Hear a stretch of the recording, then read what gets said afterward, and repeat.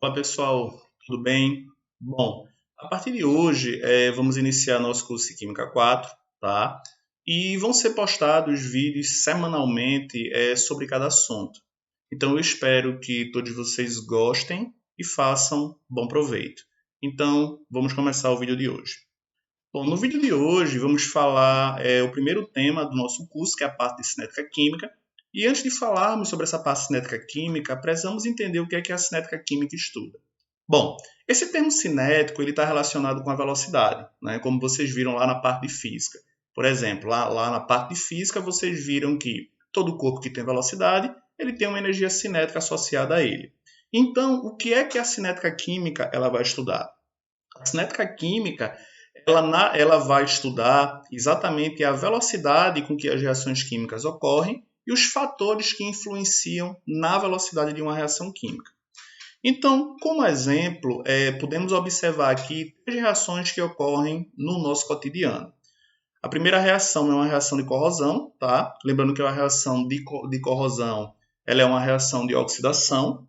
A segunda reação citada aqui é uma reação de queima, lembrando que uma reação de queima ela é chamada de uma reação de combustão. E a terceira reação mostrada aqui é a explosão dos fogos de artifício.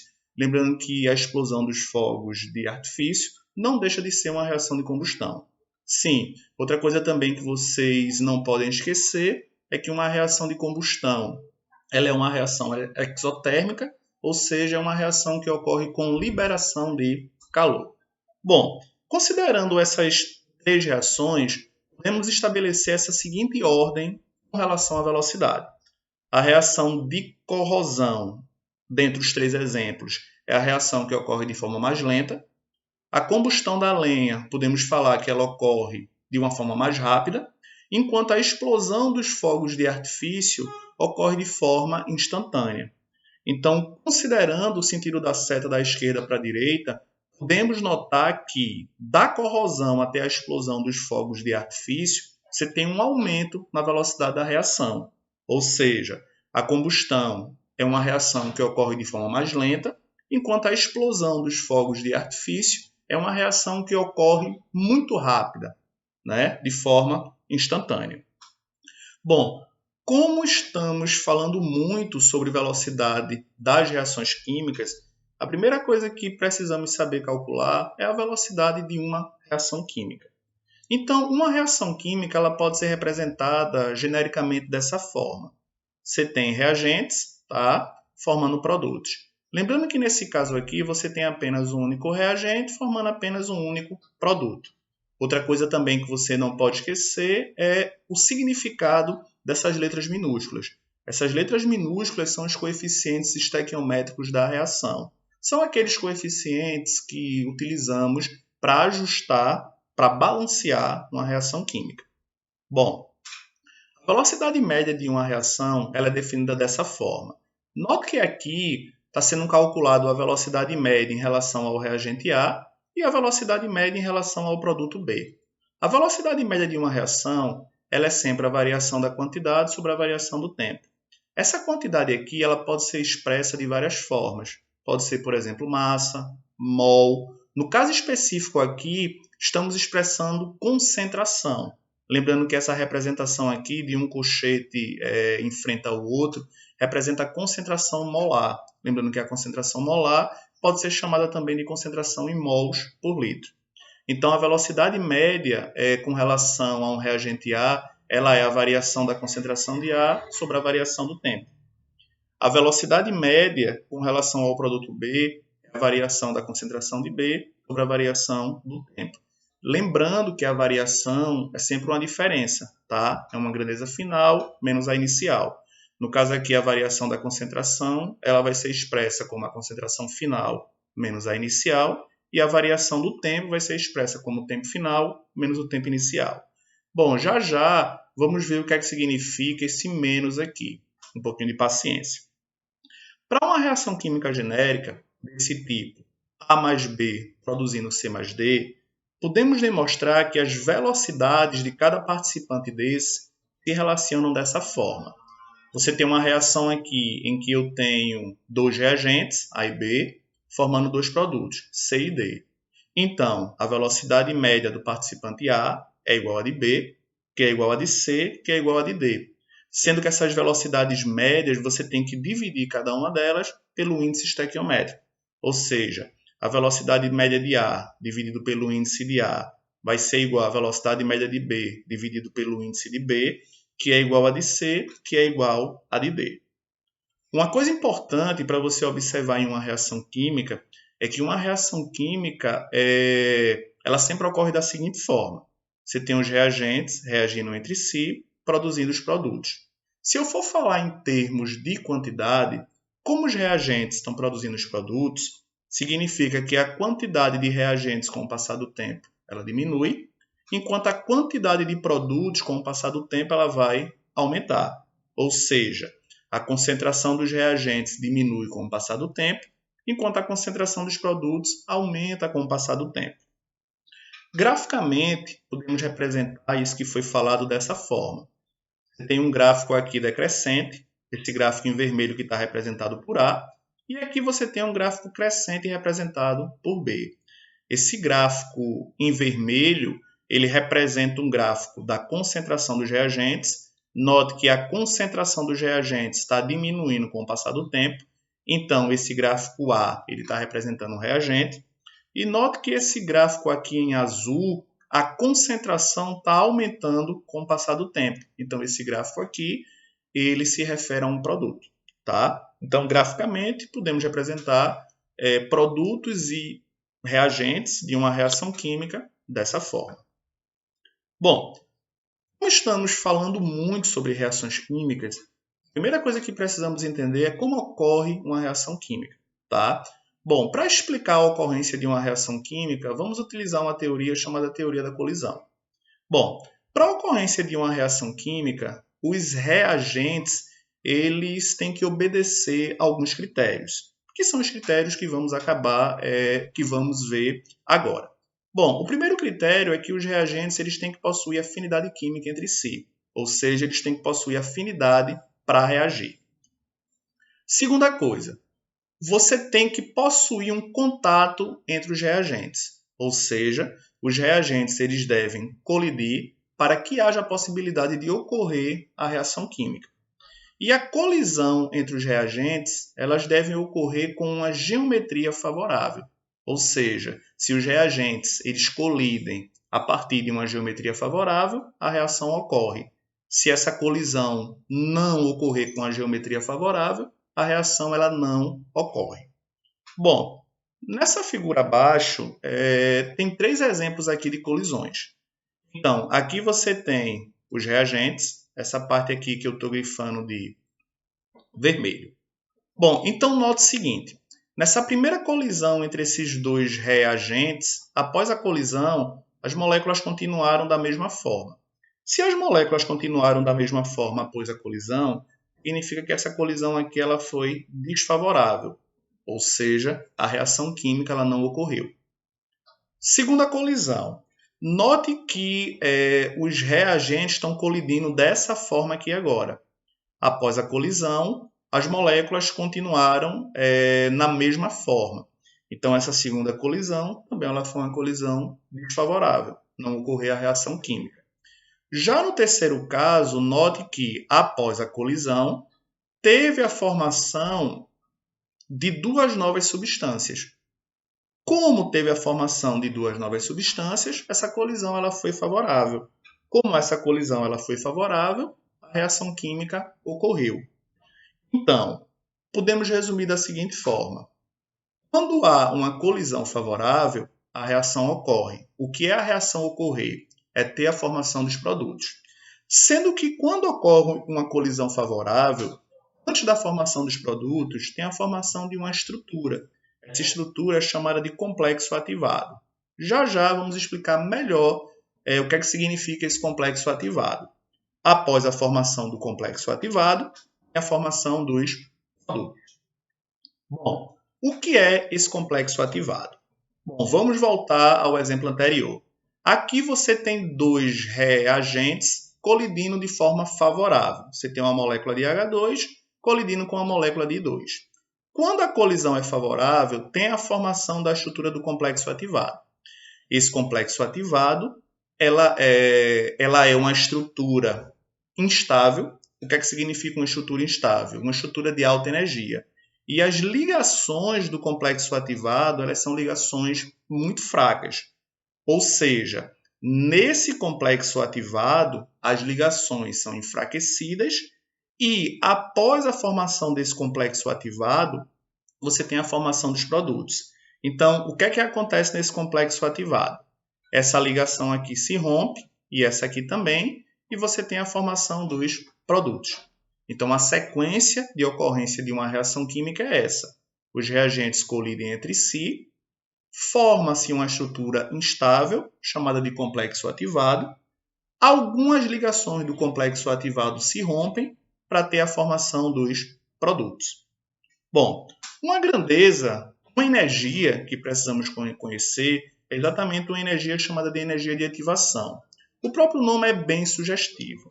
A energia de ativação é a energia necessária para ativar a reação química. O que é que significa isso?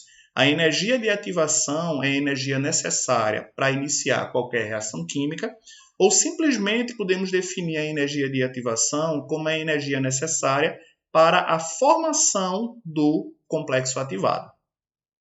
Graficamente, uma reação química ela pode ser representada dessa forma aqui. Repare bem. Aqui você tem os reagentes, tá? Quando os reagentes eles colidem entre si e a colisão é favorável, você tem a formação de uma estrutura de alta energia chamada de complexo ativado. O complexo ativado é uma estrutura instável. Algumas ligações do complexo ativado se rompem para formar os produtos. Bom, o que é que significa isso aqui? A partir desse gráfico, você pode calcular o parâmetro que vocês já calcularam na parte de termoquímica, chamada de ΔH. Lembrando que ΔH é a variação de entalpia. Tá? O ΔH dessa reação aqui, ela vai ser a entalpia dos produtos menos a entalpia dos reagentes. Se você notar, a entalpia dos produtos fica aqui, enquanto a entalpia dos reagentes ela fica aqui. Bom, se você notar, a entalpia dos reagentes é maior que a entalpia dos produtos. Como a entalpia dos reagentes é maior do que a entalpia dos produtos, essa diferença aqui ela vai ser negativa. Ou seja, o ΔH ele vai ser menor que zero. Como o ΔH é menor que zero, a minha reação é uma reação exotérmica. Lembrando que uma reação exotérmica é uma reação que ocorre com liberação de calor. A partir desse gráfico também podemos calcular a energia de ativação. Lembra que a energia de ativação é a energia necessária para a formação do complexo ativado. Então, note, a energia de ativação é essa diferença aqui, que está representada no gráfico. Vai ser a energia do complexo ativado menos a energia dos reagentes. Então, você vai ter a energia de ativação. Bom, podemos ter esse outro gráfico aqui. Aqui é a mesma coisa. Você tem os reagentes colidindo entre si. Quando essa colisão é favorável, tem a formação do complexo ativado. Quando algumas ligações do complexo ativado se rompem, você tem a formação dos produtos. Para calcular o ΔH, é a mesma coisa. Nesse primeiro caso aqui, você tem aqui a entalpia dos reagentes e aqui você tem a entalpia dos produtos. O ΔH é sempre a entalpia dos produtos menos a entalpia dos reagentes. Note que nesse caso aqui a entalpia dos produtos ela é maior. Como a entalpia dos produtos ela é maior, essa diferença aqui ela vai dar positiva, ou seja, o ΔH vai dar maior que zero. Como o ΔH é maior que zero, você tem um processo endotérmico, um processo que ocorre com absorção de calor. Como você calcula a energia de ativação? A mesma coisa. A energia de ativação ela vai desde os reagentes até o complexo ativado. Então, vai ser a energia do complexo ativado menos a energia dos reagentes. Ok? Bom, para exemplificar, vamos fazer 3 questões aqui. Bom, a primeira questão é uma questão sobre velocidade. Como calcular a velocidade de uma reação? Então, vamos lá.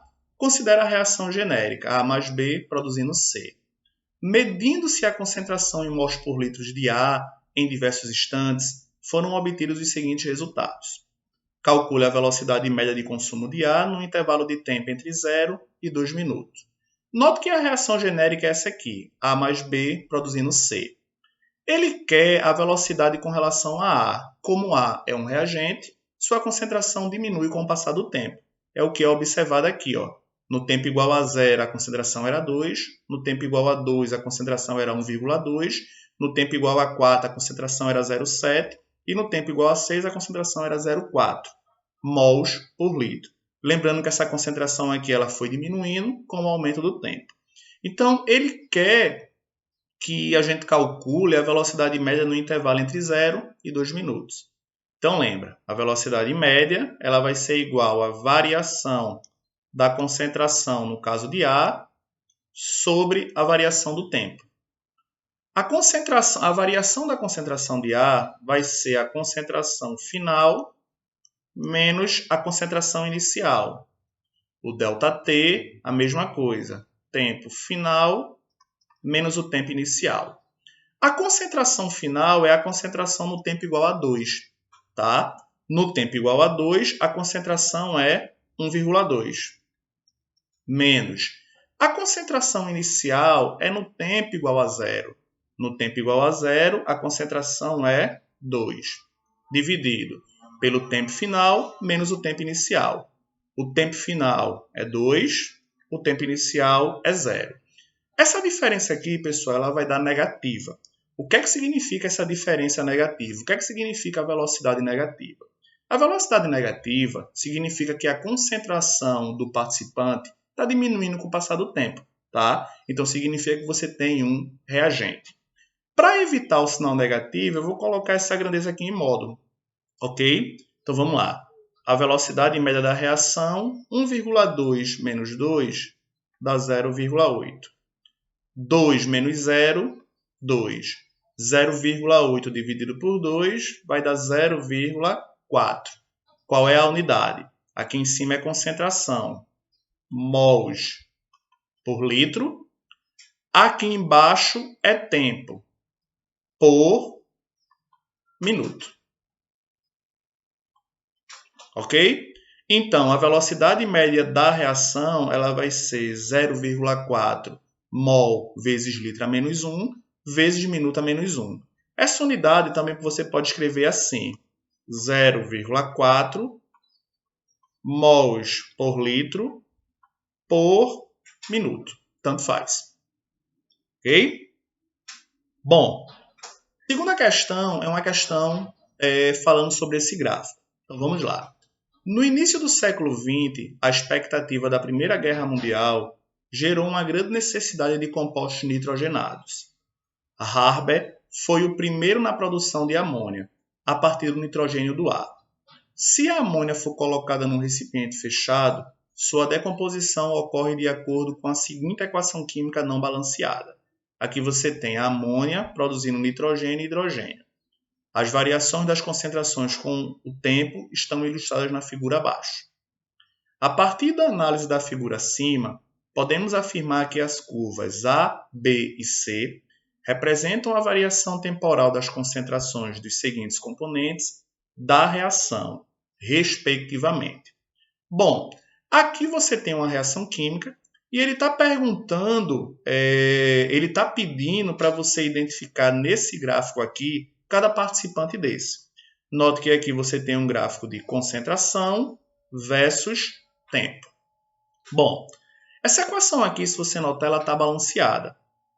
Aqui você tem um nitrogênio nos reagentes, 2 nitrogênios nos produtos. Então, a primeira coisa que eu vou fazer é colocar um 2 aqui na frente. Você tem 2 nitrogênios nos reagentes, 2 nitrogênios nos produtos. Vamos contar agora o número de hidrogênios. 3 vezes 2, 6 hidrogênios nos reagentes. Vou colocar um 3 aqui. 2 vezes 3, 6 hidrogênios nos produtos. Bom, lembra o seguinte, a equação está balanceada. Lembra o seguinte, a concentração dos reagentes ela diminui com o passar do tempo, enquanto a concentração dos produtos aumentam com o passar do tempo. Bom, como aqui você tem apenas um único reagente, significa que a concentração desse único reagente ele vai ser representada por uma curva decrescente. Nesse caso aqui, a única curva decrescente que tem é essa curva de preto, ou seja, essa substância C aqui, a sua concentração está diminuindo com o passar do tempo. Então, essa curva C só pode representar a amônia. Nesse caso aqui agora, você tem o nitrogênio e o hidrogênio como os produtos. A concentração do nitrogênio e do hidrogênio elas vão aumentar com o passar do tempo. Então, note, essa substância B, a curva é crescente, a concentração de B está aumentando com o passar do tempo, e essa outra curva em cinza, a mesma coisa, também ela está crescente. Se você observar a estequiometria da reação, aqui está de 1 para 3. Então, o que é que acontece? A cada 1 mol de nitrogênio produzido, estão sendo produzidos 3 mols de H2. Então, a quantidade de H2 aumenta de forma mais rápida com o passar do tempo. Então, essa curva B está representando o H2, porque aqui está representando a maior concentração com o passar do tempo, enquanto a curva A está representando o N2. Então, respectivamente, A, B e C. A é o N2, B é o H2 e C é o NH3. Alternativa letra D. Ok? Para finalizar, vamos ver essa questão 3. O gráfico abaixo indica na abscissa, a abscissa é o eixo X, o andamento de uma reação química, desde os reagentes, A mais B, até os produtos, C mais D. E na ordenada, as energias envolvidas na reação. Lembrando que a ordenada representa o eixo Y. Então, abscissa X, ordenada Y. Qual o valor indicado pelo gráfico para a energia de ativação? Lembra, pessoal, a energia de ativação é a energia necessária para a formação do complexo ativado. O complexo ativado ele é representado nesse ponto aqui, onde esse ponto ele tem a energia mais alta. Lembra, você tem uma colisão efetiva entre os reagentes. Quando a colisão é efetiva, forma-se o complexo ativado. Depois tem a formação dos produtos. Então, a energia de ativação ela vai ser calculada através dessa diferença aqui. Isso vai ser a energia de ativação. Então, a energia de ativação ela vai ser a energia do complexo ativado, aqui, ó, menos 20, menos a energia dos reagentes, menos 50. Vamos lá. A energia de ativação vai ser menos 20, menos com menos, mais 50. Então, a energia de ativação, menos 20 mais 50, vai dar igual a mais 30. Qual é a unidade? A unidade de energia aqui é quilocalorias por mol. Se ele pedisse para você calcular o ΔH da reação, o ΔH seria calculado a partir da relação de entalpia dos produtos menos reagentes. Lembra, isso aqui é os produtos, isso aqui é os reagentes. Então, a entalpia dos produtos, menos 30, menos a entalpia dos reagentes, menos 50. Então, calculando, você teria o valor do ΔH. Ok? Bom, pessoal, espero que a aula de hoje tenha ficado clara e espero que todos vocês tenham gostado. Abraço a todos.